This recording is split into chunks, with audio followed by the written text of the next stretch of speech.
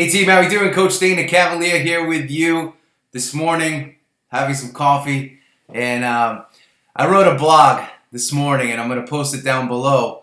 But it's how consuming fluff will actually weaken you, right? How consuming fluff will actually weaken you. Now some people may remember fluff as a marshmallow type spread, and it's still around. It comes in many different flavors. But that's not the fluff that I'm referring to. I'm referring to a lot of the fluff that's out there in terms of consumable content, consumable video, consumable reading material that is out there, and even fluffy people, right? Because so many people tell others what they want to hear because they don't have the confidence to tell somebody what they need to hear. So we are in what I call the leadership revolution. Everybody wants to be a leader. Everyone wants to be a manager. Everybody wants to be an executive.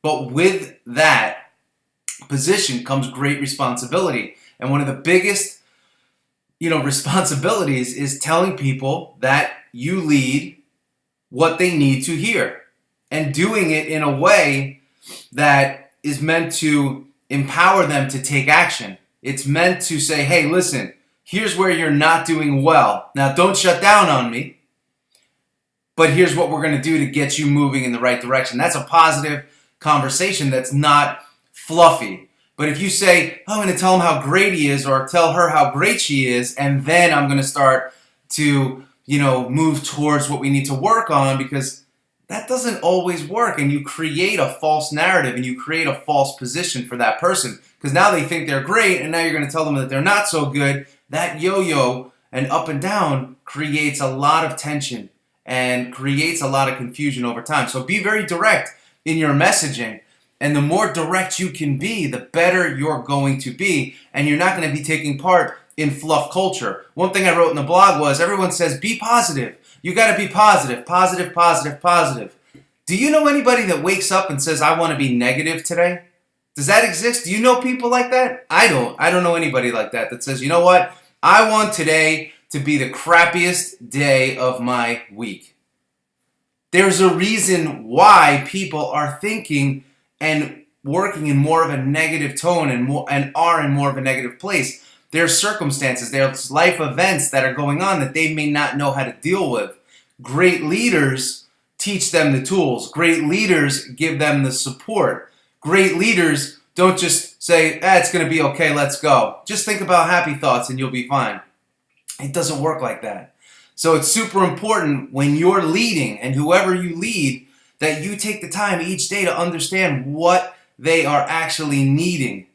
And that's the greatest part of leadership. That's what leadership is all about. It's not just about telling somebody what they want to hear and then telling them a little bit of what they have to hear. It doesn't work like that. You got to be direct. You need to push people in the right direction, and you need to challenge them. And that is not always a friendly and favorable exchange. It may take some work. That person may leave you and hate you in that moment, but then they may process it over time and realize that you had their best intentions in mind. See, this happened to me when I was younger and just getting started in the field of coaching. I had a guy tell me that on a 10, he asked me, he said, hey, on a 1 to 10 scale, how do you rank yourself? 10 being a great coach, 1 being a very poor coach. And I said, I'm going to be a little bit modest with myself. I'm going to tell him that I am about a 7 to an 8. And he came back at me and said, you know what? I don't think you're a 7 to an 8. I think you're more like a 2. And that was like a dagger to my chest. But it was the conversation that changed my entire coaching career. It was a moment in time that I'll never forget, where this guy, Coach Corey, said to me, Dana, you're a 2, but you don't have to stay a 2. You don't have to be a 2. I called my father. Dad, I can't believe what this guy said to me. Can you believe it? And I was looking for sympathy. My dad said, well, what if he's right? What if you are a 2?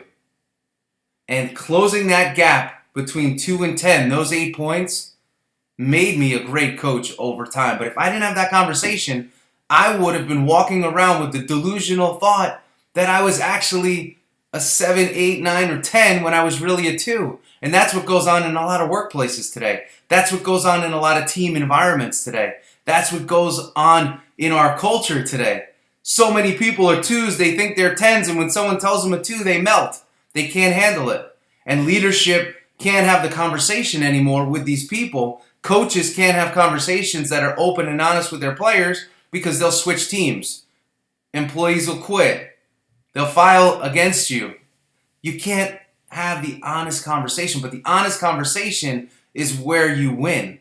That's how you get a team to get to the next level. I've worked under some great managers in Joe Torre and Joe Girardi, and what they taught me was this: have the conversation, because the conversation will change everything for you. But you got to have the confidence to have that conversation. That doesn't mean you berate somebody and you make them feel terrible, but you tell them what they need to hear and you own it.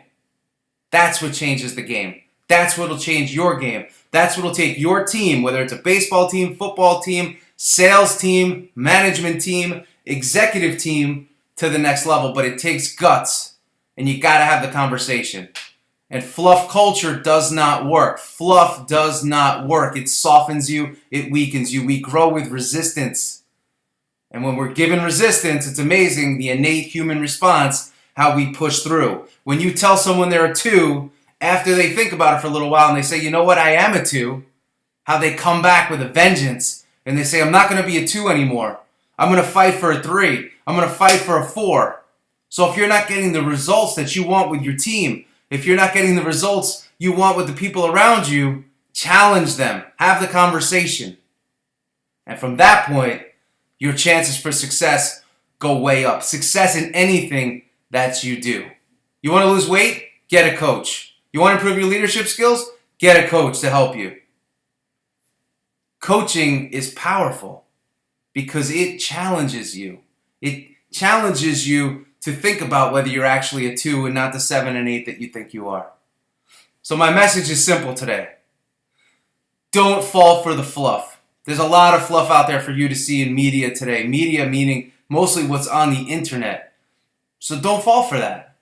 Be honest with yourself. Realize if someone tells you you're not that great, ask people for feedback on you. Ask them for their honest opinion of how you're doing. Ask your manager, ask your leader.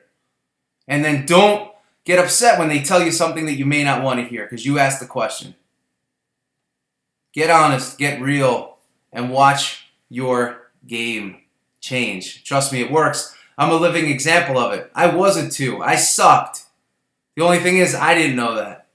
And somebody had the guts and the courage to tell me that I did, and they were 100% right. And I'm grateful that they took the time to care about my performance and where I was going in life, and it worked. So that's my message. I hope you enjoy. Check out today's blog. You can read it. Go on DanaCavalea.com. Read the other blogs. I have coaching programs, whatever you need. But reach out. I'm happy to help you, happy to work with you, happy to talk with you at the very least, and help you through your journey. See you later. Bye.